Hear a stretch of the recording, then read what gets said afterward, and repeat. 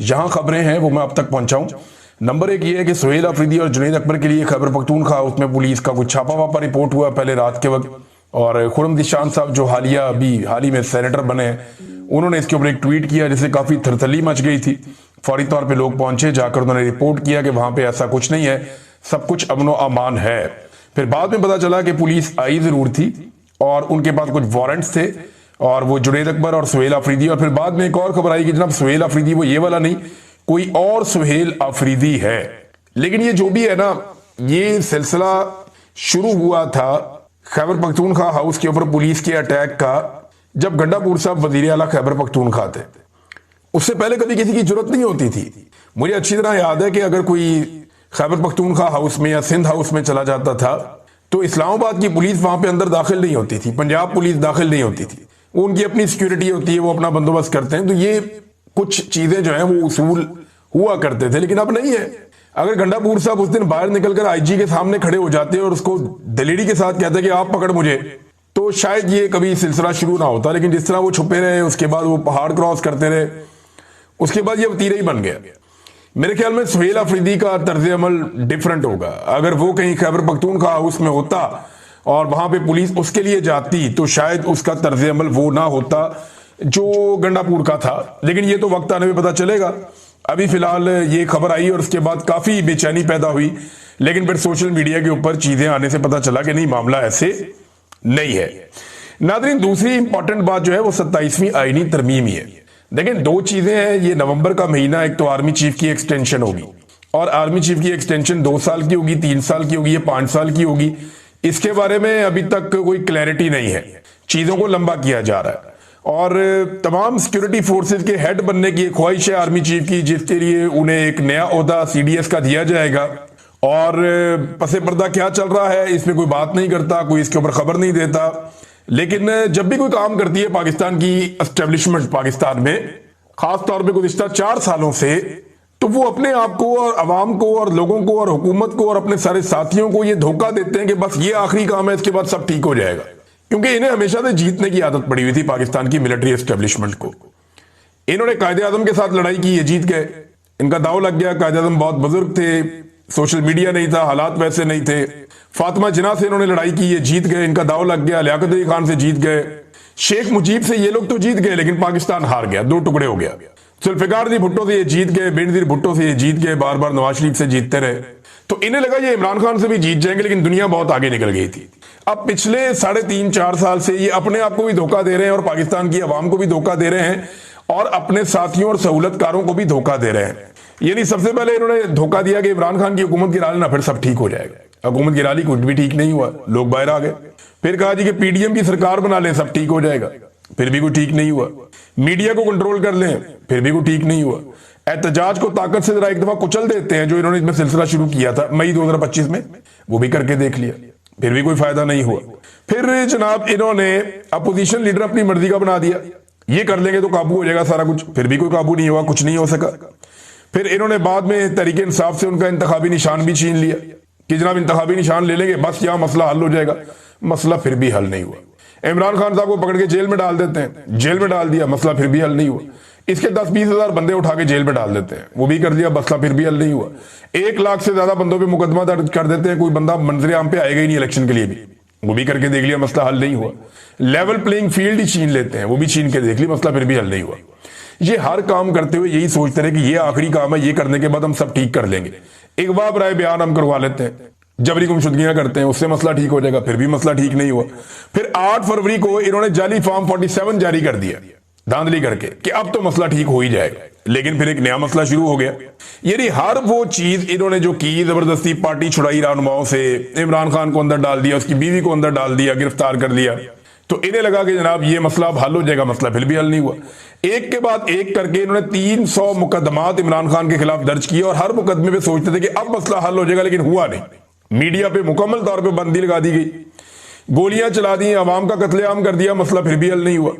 26वीं तरमीम इन्होंने कर ली, एमपीएस एमएनएस को, उनके घर की खवातीन को अगवा कर लिया, बच्चों पे टॉर्चर किया, बेशुमार खवातीन को जेलों में डाल दिया, सड़कों पे घसीटा, फिर भी इनका मसला हल नहीं हुआ।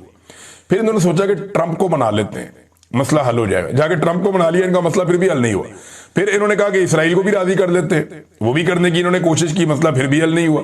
फिर इन्हें लगा कि अब इंडिया के अपने तैयारे गिरा लिए हैं तो अब हमारा मामला ठीक हो जाएगा, मसला हल हो जाएगा, लेकिन मसला फिर भी हल नहीं हुआ।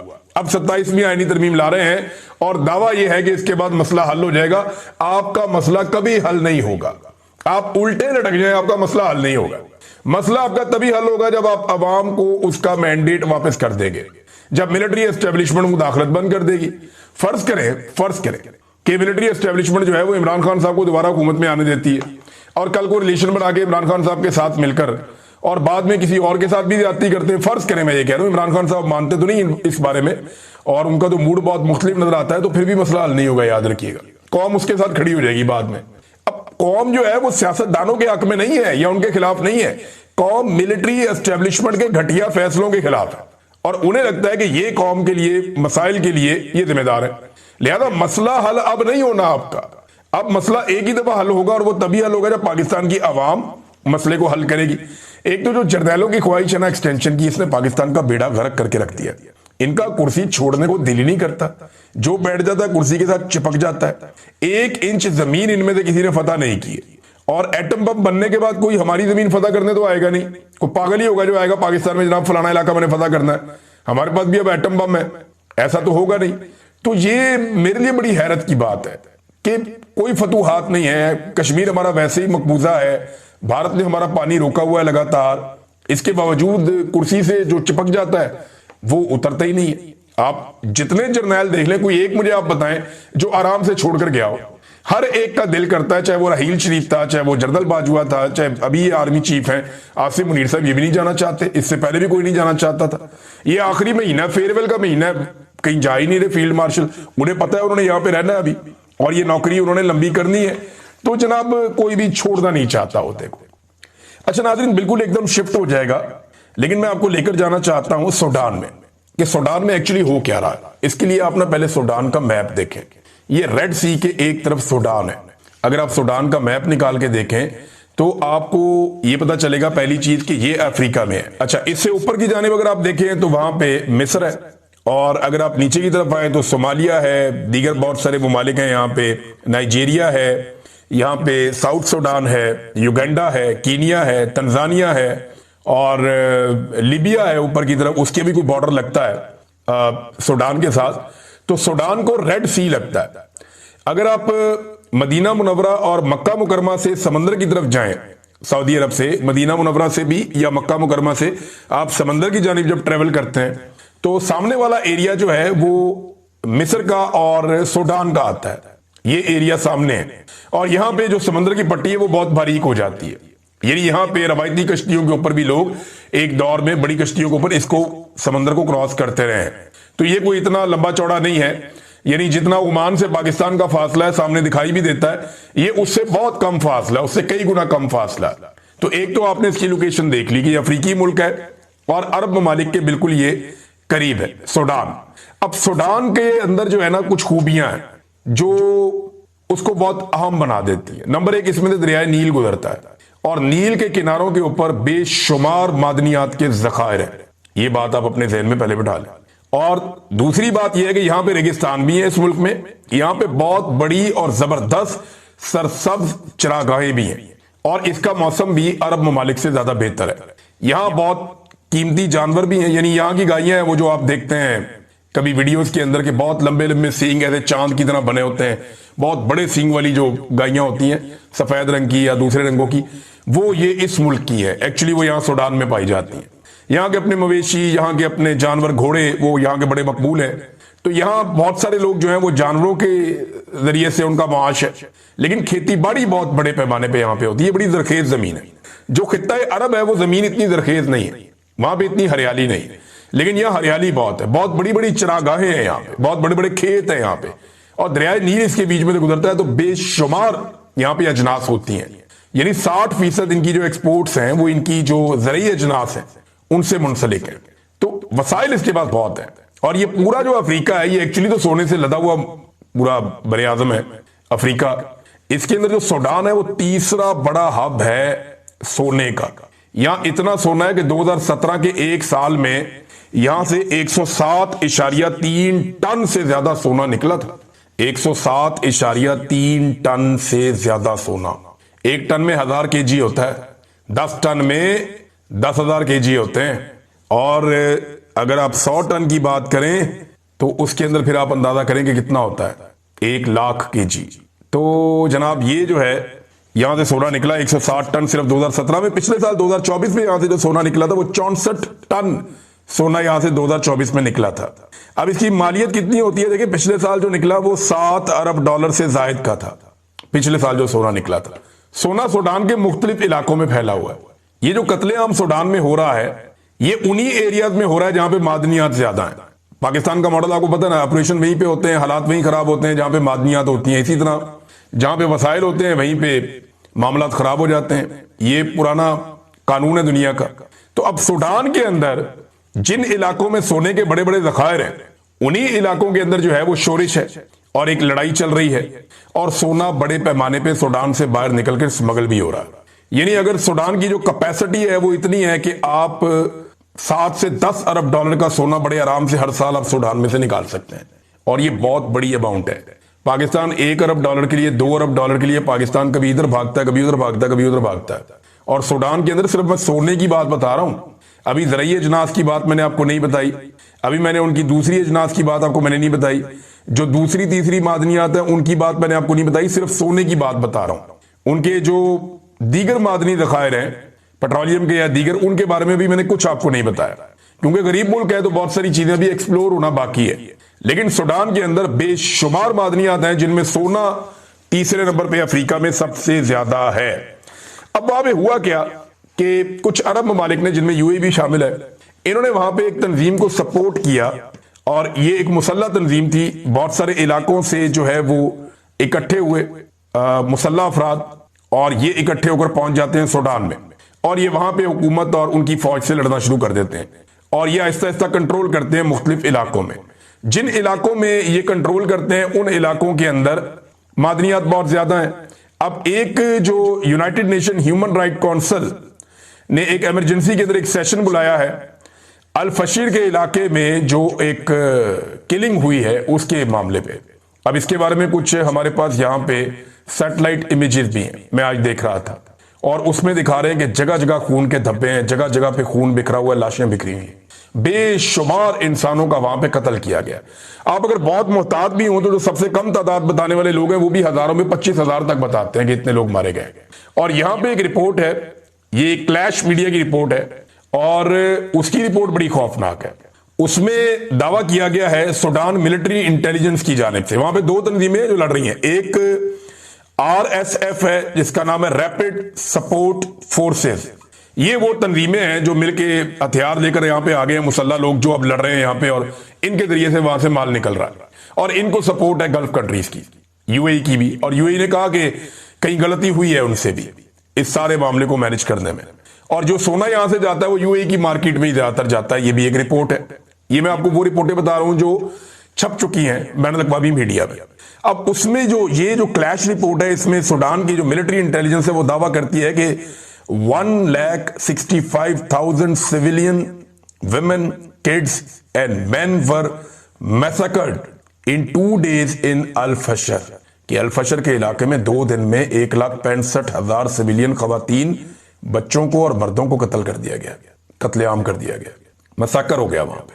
अब ये मुझे ये दिल नहीं मानता, समझ नहीं आ रही, लेकिन जो सैटेलाइट इमेजेस हैं वो भी बता रहे हैं कि लोगों को स्लॉटर किया गया, ज़बह किया गया और बड़े हौलनाक मनाजिर हैं। और कुछ मनाजिर जो बाहर निकल कर आए उन्होंने पूरी दुनिया में तहलका मचा दिया। फौरी तौर पे यूनाइटेड नेशन का इसके ऊपर जो है वो इजलास बुलाया जा रहा है। 50 के करीब ममालिक हैं जिनमें यूके है, आयरलैंड है, जर्मनी है, नीदरलैंड है और नॉर्वे है। इन्होंने फौरी तौर पे 50 के करीब ममालिक हैं। इन सब ने कहा जी कि अक़वाम मुत्तहिदा का एक सेशन 14 नवंबर को बुलाया जाए और बुला के इसके ऊपर बात की जाए। ये ह्यूमन राइट्स की एक बदतरीन वायलेशन हो गई है।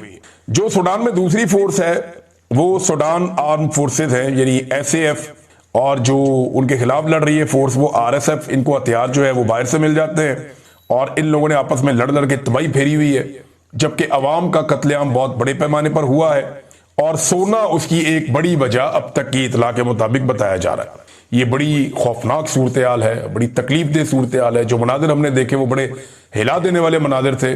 और अब क्योंकि कुछ हम कह नहीं सकते इसके बारे में कि इसका मुस्तकबिल क्या होगा, लेकिन फिलहाल एक जंगबंदी की कोशिश की गई है और जंगबंदी की उस कोशिश के नतीजे में फिलहाल दोनों फ्रीकैन ने कहा कि हम रुक जाते हैं, लेकिन आखिरी इतलात आने तक भी सिविलियंस का कत्लेआम वहां पे सूडान में जारी है। आबादी इसकी लगभग 5 करोड़ है सूडान की। यहाँ पे 97% मुसलमान हैं और स्याफाम मुसलमान बहुत बड़ी तादाद में है यहाँ पे।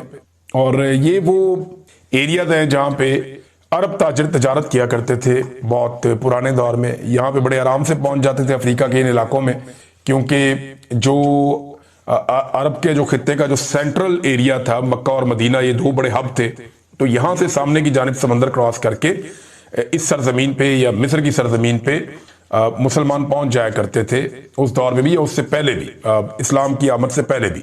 नादरीन, एक और खबर है मैं आपके सामने रख देता हूं, ये इंटरेस्टिंग आपके लिए होगी। मैंने थोड़े दिन पहले आपको बताया था इमरान खान साहब जो किताबें पढ़ रहे हैं ना जेल में, उनमें एक बहुत बड़े इस्लामिक स्कॉलर है जिनकी किताबें वो पढ़ रहे हैं। उनका नाम है शेख इमरान हुसैन साहब। मैंने आपको उनकी किताबों के नाम भी बताए थे, उनकी शख्सियत के बारे में बताया था। इस वक्त वो दुनिया के अंदर आलम इस्लाम के बड़े स्कॉलर्स के अंदर एक है और उनकी तहरीरें बड़ी शानदार है, उनके लेक्चर्स बड़े शानदार है, उनकी क्लैरिटी बहुत है इस्लाम के लेक्चर्स के अंदर और उनकी बड़ी खिदमात भी है इस्लाम के हवाले से। तो उन्होंने एक स्टेटमेंट जारी किया। उन्होंने कहा जी इमरान खान जेल में मेरी किताबें पढ़ रहे हैं, मैं एक और किताब लिखकर उनके नाम करूंगा। ये मैं किताब लिखूंगा इमरान खान के नाम उसको करूंगा किताब को कि मैं उनके लिए लिख रहा हूं। अगर इमरान खान मुसलमानों के लिए आजादी की जंग लड़ते हुए जेल में शहीद हो गए तो मोहम्मद अली जिन्ना से जा मिलेंगे और अगर रिहा हुए तो वजीर आजम बनेंगे। इमरान खान को बताओ कि तुम अकेले नहीं हो, तुम्हारा ये कारवान जन्नत में जाएगा या इस दुनिया में कामयाब होगा। शेख इमरान हुसैन साहब का एक स्टेटमेंट, इसको उर्दू में ट्रांसलेट किया हमारे एस अहमद साहब ने, सोशल मीडिया एक्टिविस्ट हैं, उन्होंने इसको ट्रांसलेट किया था। मैंने वहीं से पढ़ के आपको सुना दिया। मैंने खुद ये मेहनत नहीं की, लेकिन मैंने उनका स्टेटमेंट सुना है, वो मिलती जुलती ऐसी ही बात है उन्होंने जो की है शेख इमरान हुसैन साहब ने। तो इमरान खान साहब के लिए अब शायद वो एक किताब और लिखे। अभी उनकी काफी ज्यादा एज है, बहुत ज्यादा नॉलेज है उनके पास। पाकिस्तान के अंदर बड़े बड़े स्कॉलर्स उनको पढ़ते हैं, सुनते हैं। और मैंने पहली मरतबा मेरा जो तारुफ इनके साथ हुआ शेख इमरान हुसैन साहब के साथ, वो मुझे औरिया मकबूल जान साहब ने करवाया। उनके पास बहुत सारी किताबें थी, तो वहां से मुझे पहली मरतबा पता चला था। नाज़रीन, एक वो स्कॉलर हैं और एक पाकिस्तान के अंदर है मजहबी सियासी जमातें। अब सेनेटर मुश्ताक साहब ने तो पोल खोल के रख दिए हैं सारे के सारे जो जमात इस्लामी के। मैं हैरान हो रहा था उनका स्टेटमेंट सुन के और मैं परेशान भी हो रहा था कि ये क्या चल रहा है पाकिस्तान में। जमात इस्लामी हमें तो कुछ और कहती है मंजर आम पे, लेकिन पसे पर्दा वो क्या करती है और किस तरीके के काम करती है, मैं हैरान था।